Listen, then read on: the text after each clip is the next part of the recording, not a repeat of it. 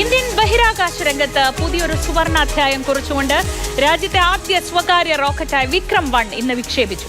ഹൈദരാബാദ് ആസ്ഥാനമായുള്ള മുൻനിര space tech സ്റ്റാർട്ടപ്പായ Skyroot aerospace വികസിപ്പിച്ച റോക്കറ്റ് ശ്രീഹരിക്കോട്ടയിലെ സതീഷ് ധവാൻ ബഹിരാകാശ കേന്ദ്രത്തിൽ നിന്നാണ് കുതിച്ചുയർന്നത്. 5, 4, 3, 2, 1, 0. And we have liftoff of Vikram-1, India's first private orbital launch vehicle. And we have great views coming from the tracking cameras. And isn't this quite something? Vikram-1 ने अपनी उड़ान भरी, प्रथम चरण का प्रज्वलन प्रारंभ हो चुका है. Vikram-1 ने प्रक्षेपण पथ को लांघकर आकाश को भेदने का निर्णय ले लिया है, एक ब्रह्मास्त्र की तरह. That's right. We are at a downrange distance of 22 kilometers in international waters in a safe and planned manner. And jubilant views from the launch control center where the teams are extremely elated and excited. Vikram-1 is in space. हमारा यान अंतरिक्ष तक पहुंच चुका है. And we've had call-outs of separation of the payload fairing. We have successful payload. ഒരു rocket വിക്ഷേപണത്തിനിടയിൽ നമ്മൾ കാണുന്ന ദൃശ്യങ്ങളല്ല ഇതൊക്കെ. 11:30 നിശ്ചയിച്ചിരുന്ന വിക്ഷേപണം 5 മിനിറ്റ് മുൻപ് മാറ്റിയത് വലിയ ആശങ്കയായിരുന്നു. ആ സമയത്ത് വിപരീത കാലാവസ്ഥയായിരുന്നു വിക്ഷേപണം വൈകാൻ കാരണമായത്.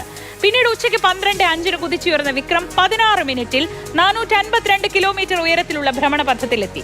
നിർണായക ദൗത്യം വിജയം കണ്ടതിൽ അഭിമാനമെന്ന് സ്കൈറൂട്ട് ഫൗണ്ടർ പവൻ കെ ചന്ദന പ്രതികരിച്ചു. We stand here at one of the best spaceports in the world, and we are very proud to launch Vikram-1 from the most versatile launch pads in the world, and really thank ISRO for enabling this. And more importantly, I would like to appreciate and also thank entire InSpace team which has efficiently authorized this launch. Aagaman എന്നാണ് ഈ ചരിത്ര ദൗത്യത്തിന്റെ പേര്. ഒരു സ്വകാര്യ company പൂർണ്ണമായും തദ്ദേശീയമായി വികസിപ്പിച്ച വിക്ഷേപണ വാഹനം ഉപയോഗിച്ച് ഉപഗ്രഹം ഭ്രമണപഥത്തിലെത്തിക്കാനുള്ള ഇന്ത്യയുടെ ആദ്യത്തെ പരീക്ഷണം. ഇന്ത്യൻ ബഹിരാകാശ ശാസ്ത്രത്തിന്റെ പിതാവായ വിക്രം സാരാഭായിയുടെ പേരിട്ടിരിക്കുന്ന വിക്രം-1 ISRO വിക്ഷേപണ കേന്ദ്രത്തിൽ നിന്ന് കുതിച്ചുയർന്നപ്പോൾ അതൊരു ചരിത്ര നിമിഷമായി. ഇനി നമുക്ക് ഈ റോക്കറ്റിനെ കുറിച്ച്, വിക്രം-1നെ കുറിച്ച് വിശദമായി തന്നെ അറിയാം. 7 നിലകളുടെ ഉയരം, ഒരു കെട്ടിടം എടുത്താൽ 7 നിലകളുടെ ഉയരമുള്ള ഈ റോക്കറ്റ് 450 കിലോമീറ്റർ താഴ്ന്ന ഭ്രമണപഥത്തിൽ ഉപഗ്രഹങ്ങളെ എത്തിക്കാൻ ശേഷിയുള്ളതാണ്. एक यान ने अपने प्रथम परीक्षण में ही उपग्रहों को उनकी निर्धारित कक्षा में स्थापित कर दिया है. And now comes something very interesting. You can see on your screen from on board the cosmic bloom and the micro reach space on our first attempt. ഈ ദൗത്യം വിജയകരമായതോടെ അമേരിക്കയ്ക്കും ചൈനയ്ക്കും ശേഷം സ്വന്തമായി പരിക്രമണ വിക്ഷേപണങ്ങൾ നടത്താൻ ശേഷിയുള്ള സ്വകാര്യ കമ്പനിയുള്ള 3ാമത്തെ രാജ്യമായി ഇന്ത്യ മാറി. ഭാവിയിൽ ഉപഭോക്താക്കൾക്ക് തങ്ങളുടെ ആവശ്യാനുസരണം ഉപഗ്രഹങ്ങൾ ഭ്രമണപഥത്തിൽ എത്തിക്കാൻ റോക്കറ്റ് ബുക്ക് ചെയ്യാവുന്ന ഒരു ചെറിയ ബഹിരാകാശ ക്യാബ് സേവനം ഒരുക്കുക എന്നതാണ് സ്കൈറൂട്ടിന്റെ ദീർഘകാല ലക്ഷ്യം. ഇന്ന് ഈ വിക്ഷേപണത്തിന് തൊട്ടു പിന്നാലെ പ്രധാനമന്ത്രി നരേന്ദ്രമോദി സ്കൈറൂട്ട് ടീമിന് പ്രത്യേക ആശംസകൾ നേർന്നു.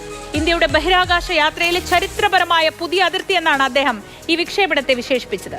ഇത് ഇന്ത്യയിലെ യുവാക്കളുടെ കഴിവിനെയും ദൃഢനിശ്ചയത്തെയും കാണിക്കുന്നുവെന്നും ബഹിരാകാശ മേഖലയിലെ പരിഷ്കാരങ്ങൾ പുതിയ നവീകരണങ്ങൾക്ക് വഴി തുറക്കുന്നുവെന്നും പ്രധാനമന്ത്രി പറഞ്ഞു.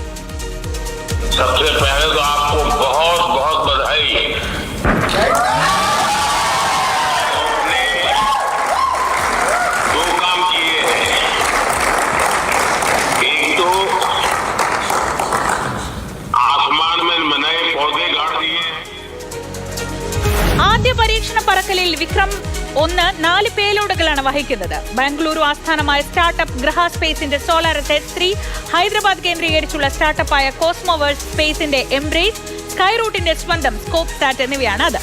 ജർമ്മൻ കമ്പനി D-Cubed സ്പേസിന്റെ ചെറു സാങ്കേതിക വിദ്യ പരീക്ഷണവും ഇതോടൊപ്പമുണ്ട്. ഇനി ചില കൗതുകങ്ങൾ കൂടി. പ്രധാനമന്ത്രിയുടെ കൈപ്പടയിൽ എഴുതിയ വന്ദേ മാതരം എന്നൊരു കുറിപ്പ് കൂടി ഈ റോക്കറ്റിനൊപ്പം ബഹിരാകാശത്തേക്ക് പോയിട്ടുണ്ട്. വിക്രം-1ന്റെ ചിത്രങ്ങളും ഇപ്പോൾ വൈറലാണ്. നോക്കൂ, ആ വിക്രം റോക്കറ്റിന്റെ പുറത്ത് ഈ ദൗത്യം വിജയകരമാക്കാൻ രാപകലില്ലാതെ അധ്വാനിച്ച എഞ്ചിനീയർമാരുടെയും സാങ്കേതിക വിദഗ്ധരുടെയും സഹപ്രവർത്തകരുടെയും ഒക്കെ കയ്യൊപ്പുകൾ പതിച്ചിട്ടുണ്ട്. ആ റോക്കറ്റിന്റെ ചിത്രം, ആ കയ്യൊപ്പുകളുള്ള റോക്കറ്റിന്റെ ചിത്രം നിർമ്മാതാക്കളായ സ്കൈറൂട്ട് എയ്റോസ്പേസ് തന്നെയാണ് പങ്കുവച്ചത്.